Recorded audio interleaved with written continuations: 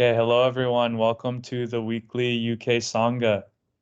I host these talks every week on Wednesday. I'm flying to Thailand for a month, so the time will probably change that I do them. So I'm gonna have to figure out when I'm gonna change that too. But I'm here with my friends Nisha and Pietro, and we have a sutta picked out for today. It's a fairly short sutta, but it caught my interest and has some good um, supramundane Dhamma that we can dive into and explore, as opposed to mundane Dhamma. Supramundane Dhamma would just mean the Dhamma that leads to the end of suffering, rather than the Dhamma that postpones the end of suffering.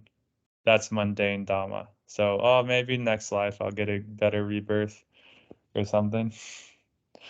That's what most people believe the Buddha teaches. And that's available for people who don't practice the super mundane Dhamma. So I have nothing against it, but um, I've really only been interested in the super mundane teaching of the Buddha.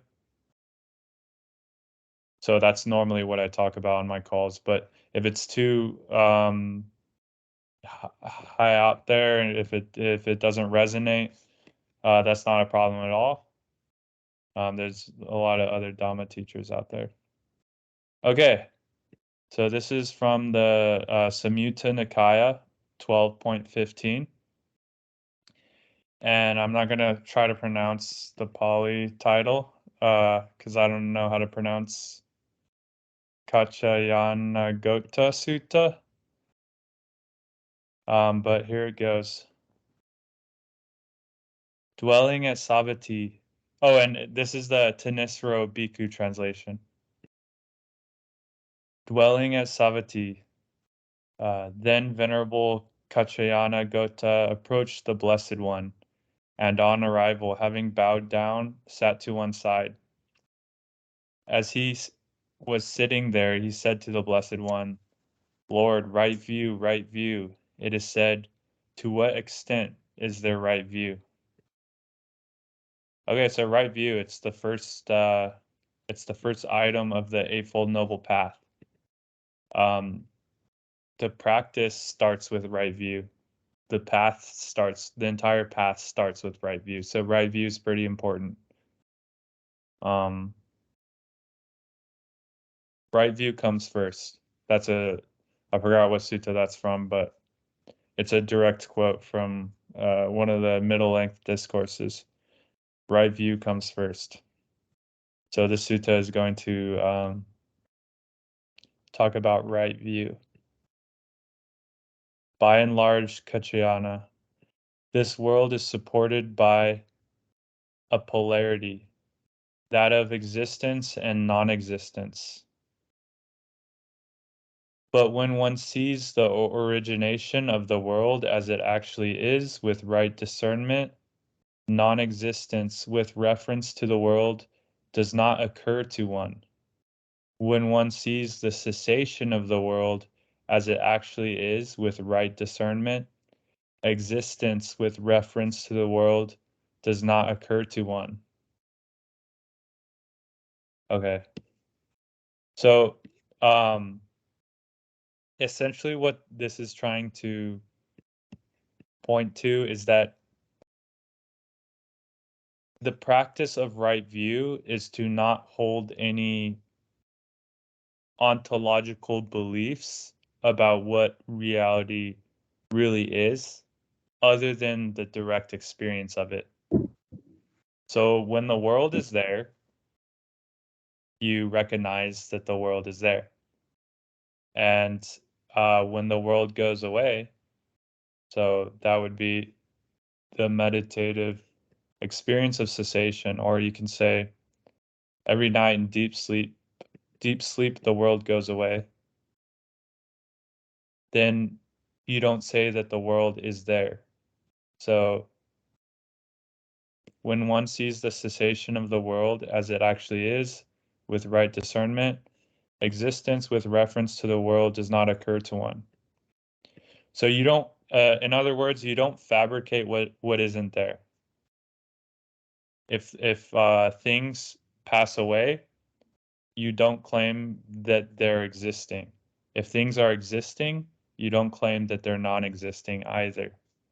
So a lot of people do this in Buddhism. They'll look at manifested existence and say, "Oh, it's all emptiness actually. It's all non-existent." That's not true because it's there it is. It's existent. So right view is a common sense approach of just looking directly at our experience of reality and seeing it for what it is. So the Buddha does not teach that there is existence or non-existence. That's misunderstand, or that everything is empty or made of emptiness. That's a misunderstanding of emptiness. So existence and non-existence, another, I don't know if this is a translation of Rupa and Arupa Raga, but another way you could word it is emptiness and form. Okay, this is a very common theme and not just Buddhism, but so nothingness and somethingness, right? The two kind of like they're kind of two dependent concepts, just like up and down. Up is dependent on down, and down is dependent on up. But when one sees the origination of the world as it actually is with right discernment, non-existence with reference to the world does not occur to one, right? So you see things with basic mindfulness or basic viewing. So you just take in your experience as it comes without any conceptual overlay about what it is. Okay. It is what it is. By and large, Kaccayana, this world is in bondage to attachments, clingings, and biases.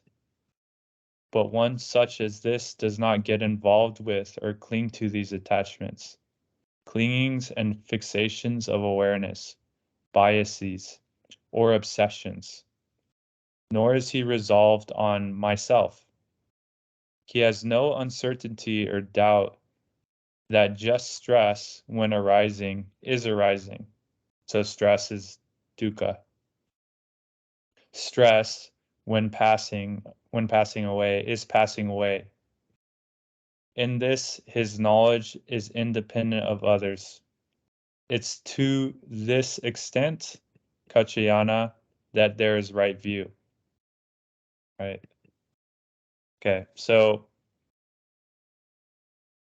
there's going to be a parallel here drawn. So the same way when there is existence, you recognize there is existence, and when there is non-existence, you recognize there is non-existence. The same goes for dukkha. And really the only purpose of existence and non-existence, the only reason why it's important is because its relationship to dukkha. So all manifested form is dukkha, but it's going to get into that. And then the passing away of dukkha is the passing away of manifested form. But yeah, the whole world is concerned about stuff that does not matter to the one who's practicing the supramundane Dhamma. It's full of biases. So like people are attached to their viewpoints, their view of the world, the way that they think the world is, or the way that they think it should be, all kinds of prejudices based upon their conditionings, maybe their upbringing, maybe some experiences they had. They form all kinds of world views, but this is not right view. So these attachments and these biases are actually what limit you from seeing what is actually true. So if we have already a prejudice or a bias that something will be a certain way, we're going to see it more skewed in that direction. Our vision will be obstructed or filtered out by the mental process of that bias. I mean, you can see this in science. There's a well-known concept, confirmation bias. If you're only looking for one type of evidence, that's all the evidence that you're going to find. So the bias confirms itself. So if you think the world is a lousy place and life sucks, well, the world will be a lousy place and life will suck. So that would be a bias, right?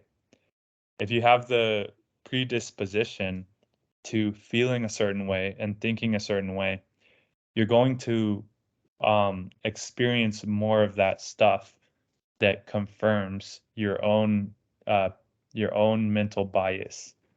So, oh, I'm unlovable, or oh, everybody always leaves me, or like some kind of bias like that. It's gonna be a self-fulfilling prophecy.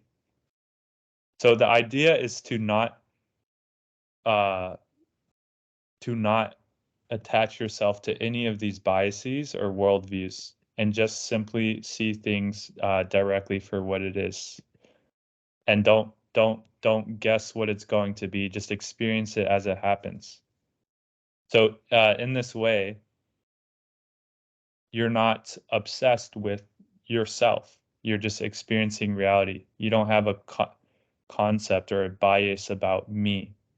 Uh, Myself is ultimately the strongest bias that we have. So we experience reality through the lens of myself, and we end up missing a lot of things and attaching to things and misidentifying things and misinterpreting all kinds of situations because we filtered out so much information through the lens that this is me. So he has no uncertainty or doubt that just stress or dukkha when arising is arising. Yeah, so you just recognize dukkha. Okay, this is dukkha. Um, Even subtle dukkha, it's still dukkha. You just recognize it when it's arising, and when passing away is passing away. And that's all that's all right view is really concerned with. Okay, I'm going to move on. Unless there's anything anyone wants to talk about. Oh, welcome, Anna. Good to have you. Yeah, okay, I'm going to move on to the next paragraph. Okay. Everything exists. That is one extreme. Everything doesn't exist. That is a second extreme. Avoiding these two extremes, the Tathagata teaches the Dhamma via the middle. From ignorance as a requisite condition comes fabrications. From fabrications as a requisite condition comes consciousness. From consciousness as a requisite condition comes name and form. From name and form as a requisite condition comes the six sense media. So sight, sound, taste, touch, mind objects. From the six sense media as requisite conditions comes contact. So when the mind comes into contact with the media or the content of our senses, that contact is the mental processing of that information. And from contact as a requisite condition comes feeling. So through the processing of the six sense media, a feeling will arise, either pleasant, unpleasant, or neutral. From feeling as a requisite condition comes craving, right? So if we like it, we want it. If we don't like it, we want it to go away. From craving as a requisite condition comes clinging. From clinging as a requisite condition comes becoming. From becoming as a requisite condition comes birth. From birth as a requisite condition, then aging and death. Sorrow, lamentation, pain, distress, and despair come into play. Such is the origination of the entire mass of suffering. All right, so that was, I'm sure you guys heard that before, but that was essentially the whole dependent origination that the Buddha teaches, paticca samuppada. And it's important what was prefaced before this teaching, paticca samuppada, was elaborated. So everything exists is one extreme, everything doesn't exist is another extreme. So the Buddha doesn't teach like what the beginning of reality was, or what reality is going towards, or like he doesn't teach everything exists or everything doesn't exist. The only thing he teaches is the current arisal, how in this very moment, here and now, how does suffering arise?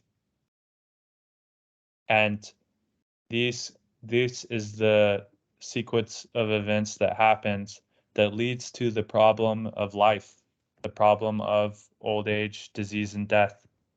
The only problem that we really have at the end of the day is suffering and despair and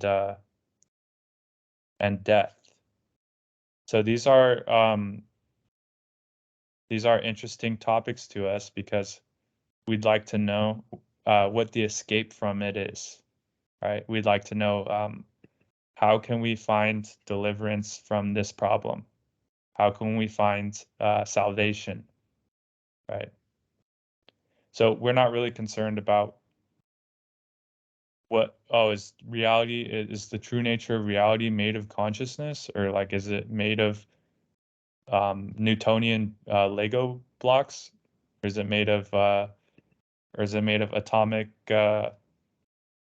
energies and wavelengths?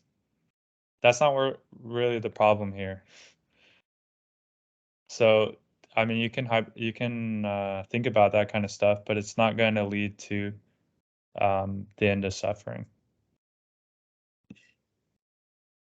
All right, so now from the remainderless fading and cessation of that very ignorance comes the cessation of fabrications. So this is the reverse dependent origination. So this is how suffering comes to an end. So from the cessation of that ignorance, and what's the cessation of ignorance? Simply right view. So simply the practice of viewing things as they are and not imagining what they aren't. Okay, that's the cessation of ignorance. So now from the remainderless fading and cessation of that very ignorance comes the cessation of fabrications. From the cessation of fabrications comes the cessation of consciousness. From the cessation of consciousness comes the cessation of name and form. From the cessation of name and form comes the cessation of the six sense media. From the cessation of the six sense media comes the cessation of contact. From the cessation of contact comes the cessation of feeling. From the cessation of feeling comes the cessation of craving. From the cessation of craving comes the cessation of clinging and sustenance. From the cessation of clinging and sustenance comes the cessation of becoming. From the cessation of becoming comes the cessation of birth. From the cessation of birth, then aging and death, sorrow, lamentation, pain, distress, and despair all cease. Such is the cessation of the entire mass of suffering.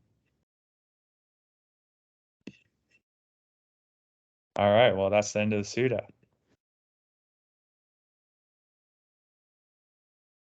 Is there any thing anyone would like to talk about? Thank you. My pleasure. I just got a check on. Go ahead, Nisha.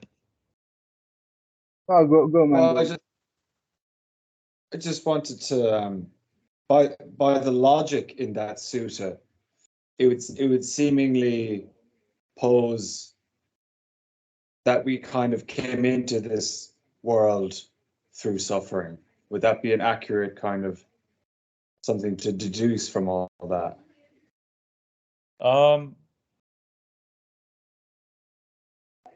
So suffering is the result. It's not the cause. So suffering would be at the end of dependent origination. All of this stuff happens that leads to suffering. When you're first born, it's not really a problem. You're like, yeah, I'm alive. Okay. But are we not born because of suffering? No. And birth. Why are we born? Birth also doesn't necessarily mean literally when you came out of your mother's womb. Okay, so birth is used in a much, so the way the Buddha teaches birth is used in a much more experiential way than the concept of your birth. Because do you even remember being born? I don't. Right? So at a certain point, you become aware. So like you become it's more talking about the birth of the sense of self. That's kind of what birth means in this context.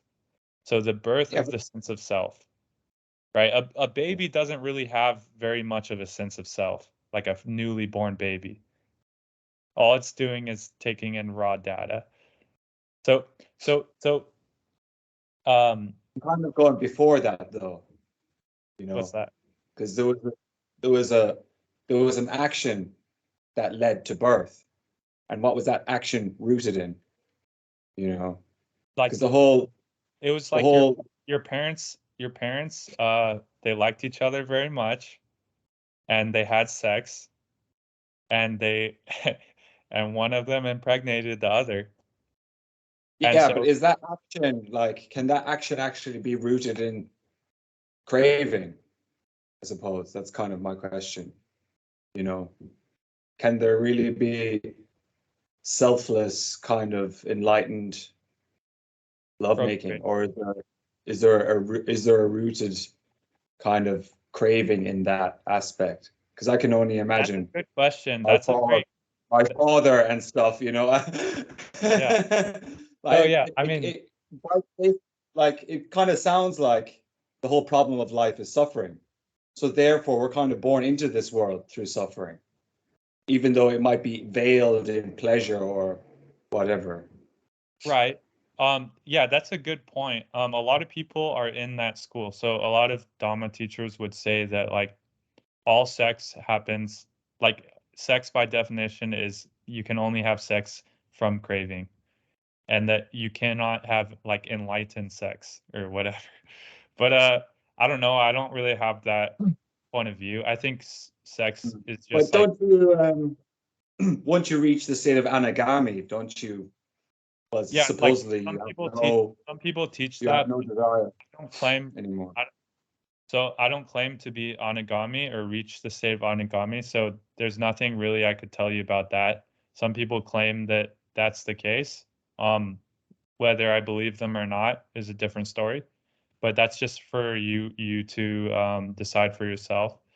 But sex is it's a natural instinct, just like eating, obviously. I mean, technically, every time you eat, there has to be craving to eat, right? Like you're hungry, you to survive, right? So, obviously, if you don't have sex for the rest of your life, you wouldn't die. but I would put it in the there is an instinctual mechanism that operates, and I don't think there's necessarily anything wrong with it, or it's not. I wouldn't say that like having sex is not spiritual or anything like that. Like I would think that would be kind of ridiculous, and like that would just be a preacher thing to do, or like a priest thing to do. But for those who choose not to, that's totally fine too. It just depends on your specific circumstance. Yeah, well, I'm just curious, about this whole dimension that we arrive into, and from what is the precursor state that brought us here, Yeah, so it's a kind of thing to think about. So like, but that will go on forever, You can always think about what caused this, and then well then what caused that? And then then what caused that?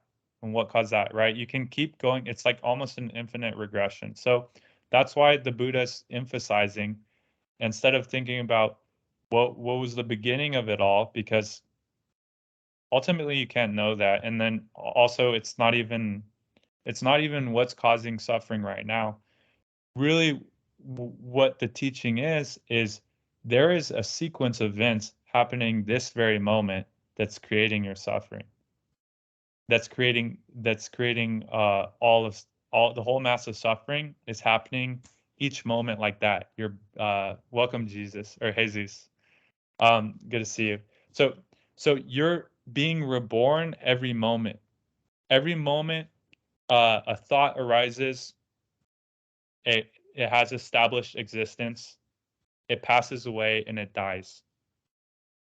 And then another thought arises, you experience that thought, it passes away, and it dies. So the idea is to look directly at our experience and see that it's constantly coming in and out of existence. Or it may not be clear that your entire experience is coming in and out of existence, but if you look at each individual aspect of it, it is coming in and out of existence, right? So if you just take thoughts, for example, okay, you can see that the thoughts are arising and passing away. And then if you take vision, for example, you can see that the sights that you have is changing. If I close my eyes, the vision of the room passes away. If I open my eyes, the vision of the room arises. So, and if it's the same for sound, you hear a sound, it arises, you hear it, and it vanishes. And this is true for literally everything, every single aspect of our experience. So if we have right view, we can see that all of manifestation, even all of dukkha, is arising and passing away. And realizing this so totally can lead to a sort of big release of attachment and a big release of delusion. So it can happen at larger and smaller scales. So a lot of people will say, like, what is cessation, right? Is it blanking out of existence, right? Well, you can experience the cessation of perception and feeling. That would be kind of like a classic experience of nibbana. But then also you can experience the cessation of each thought you're having, or the cessation of each feeling you're having. Your feelings are changing all the time. Or how about the cessation of each breath? A breath arises out of nothing. You experience it, and then it passes away. That's cessation right there. Right? So you're being born, and as a result of birth, death happens. It's the same way, it's another way of saying that something arising is the condition for it passing away. So the very So by means. that logic, we would actually do come into this world from suffering. Otherwise, we wouldn't have arisen, surely. Well, suffering arises and then suffering passes away. Okay.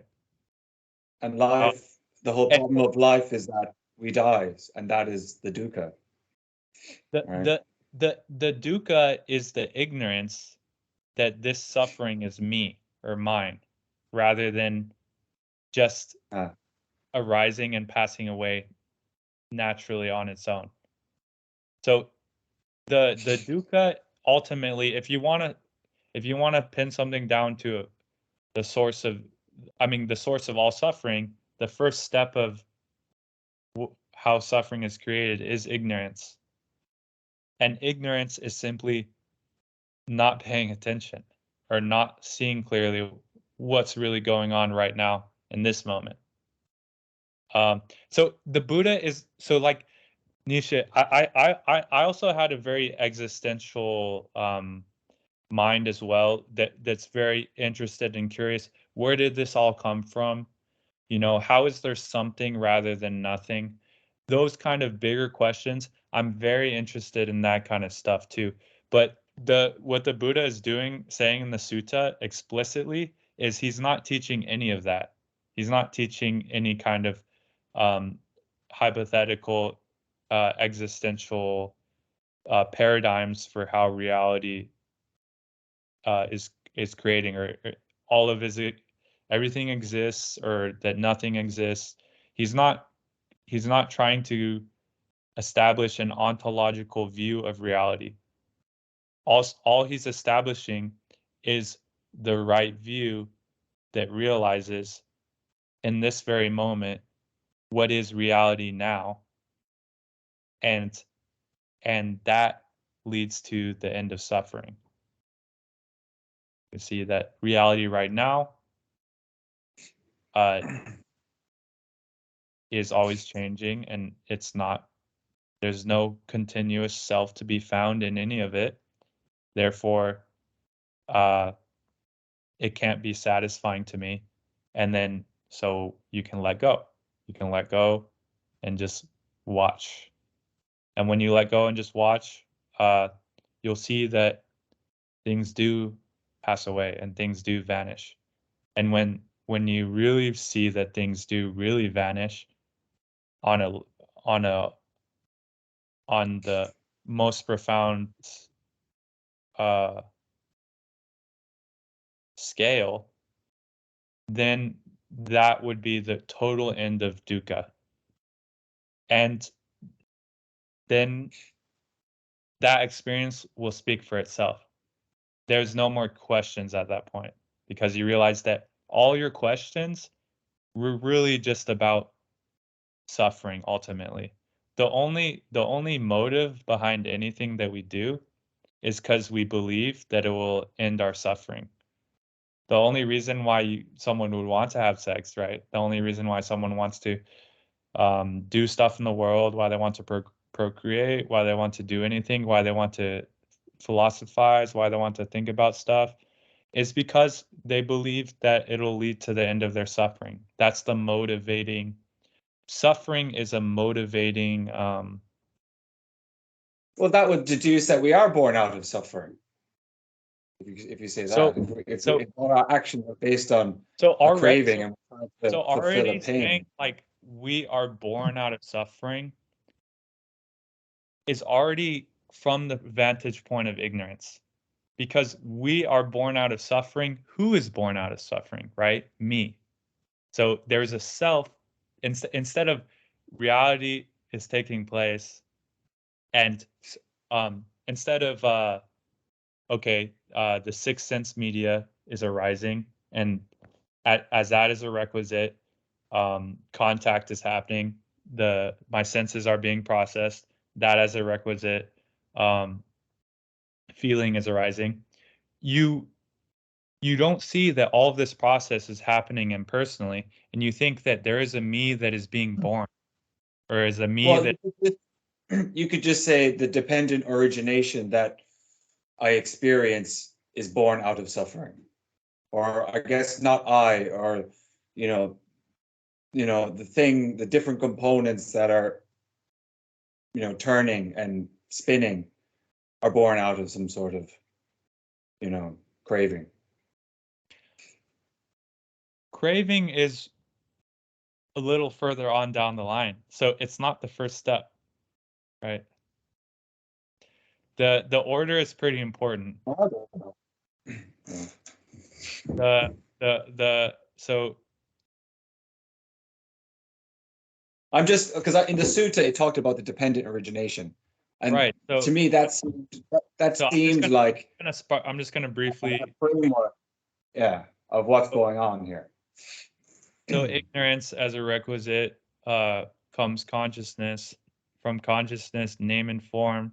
From name and form, the six sense media. From the six sense media, contact, feeling. Then craving, clinging. So the direct requisite for birth. So the one that comes right before birth is clinging and becoming. So if you want to think about it, and so why is birth happening? From the teaching of dependent origination, it's because there's some kind of clinging. You want to be born, okay? So you weren't, and you basically what I'm saying is true. My first question. We came into this life from a starting point of suffering. We're here because of suffering. If birth is at the end, yeah, I mean, then the first thing you do when you're born is cry. exactly. That's my whole point. That's what I've been thinking for a long time. I'm just trying to speak to you guys about it. It's like, all right, maybe it is true. Maybe it's not. I don't know. But it seems to make a lot of sense once we kind of have all these bits of Buddha's teaching put together. Yeah, so the pretty much everything that we experience is dukkha, is suffering. But the end of dukkha isn't really an experience rather than the vanishing of previous dukkha. So that's an important insight. So yeah, everything we experience from the moment we're born is dukkha. But the way the experience operates, if we develop the skill of right view, experience is not permanent and there's no self in it. It's always disappearing. And the experience of it disappearing is what is felt as the relief of that dukkha. So if you have a headache and then the headache's gone, it feels good that the headache is gone.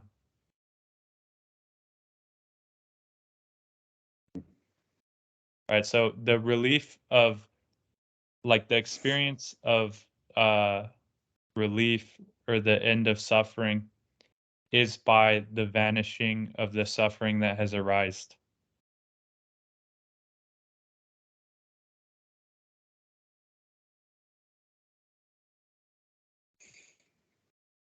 Well, it's craving, I guess, isn't it? The relinquishment of craving. Yeah, that's definitely a root part of it. And the cool thing about the dependent origination teaching is you can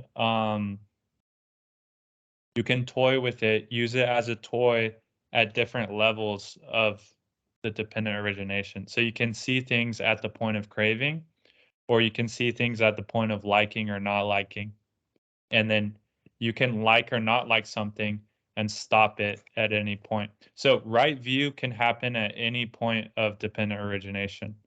You can have right view at when there's craving, and that's the way that the craving will subside. But then you can also have right view just at the point of feeling, so at the point of pleasant or unpleasant feelings, and just see it for what it is, pleasant or unpleasant feelings that are appearing and disappearing, and then it won't even develop into craving. So at any point, there is the opportunity to wake up, to have a look at what's going on.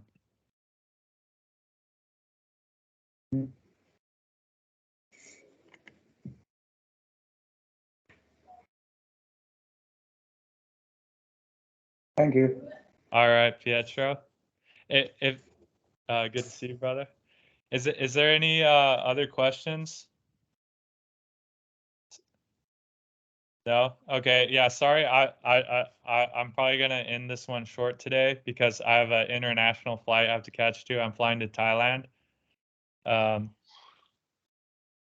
Yeah, so I just realized this morning that you have to give more time for international flights.